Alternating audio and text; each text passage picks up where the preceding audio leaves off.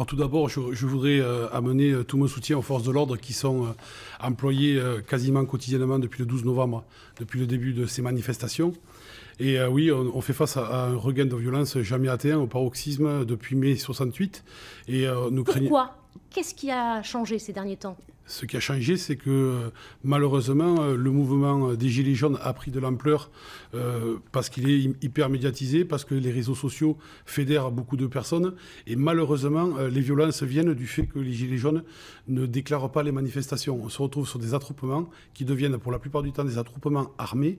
Et nous avons d'énormes heurts avec des groupuscules qui infiltrent le mouvement des Gilets jaunes. Les armes ont changé aussi? Ah oui, les armes ont changé. Aérosols remplis de clous, des boules de pétanque, des billes d'acier. Y compris à Bordeaux? Ah oui, à Bordeaux. Là, je ne vous parle qu'à Bordeaux. À Pau, hier et avant-hier, on a eu des collègues qui ont été blessés aussi. Limoges. Oui, le regain de violence nous fait dire que la situation est critique et que nous craignons pour nos collègues sur le terrain. Alors justement, regardez ce tweet d'Alain Juppé. C'était ce matin sur les réseaux sociaux. Tout cela va finir mal. La violence est partout dans les paroles et dans les actes. Appeler à descendre dans la rue dans les circonstances actuelles, c'est faire prendre un risque grave à tous.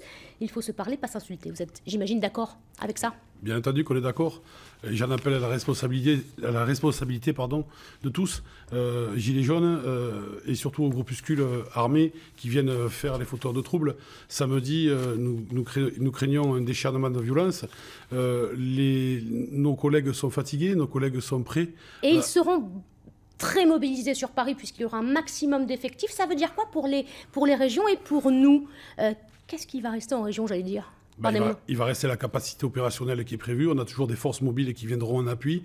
Et croyez-moi, à Bordeaux, comme partout dans la région, nos policiers seront prêts à faire face et à défendre les institutions. C'est-à-dire qu'il y aura suffisamment de forces de l'ordre en cas de problème, c'est ça? Oui, bien sûr. Malheureusement, au détriment de la vie de mes collègues, puisqu'ils sont rappelés, ils n'ont plus de repos.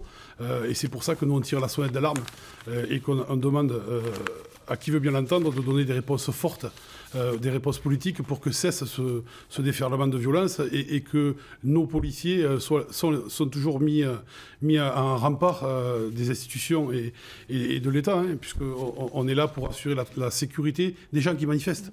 Malheureusement, ces manifestations, je vous le répète, n'étant pas déclarées, sont des attroupements et qui deviennent des attroupements illégaux qui permettent des interpellations quand on veut.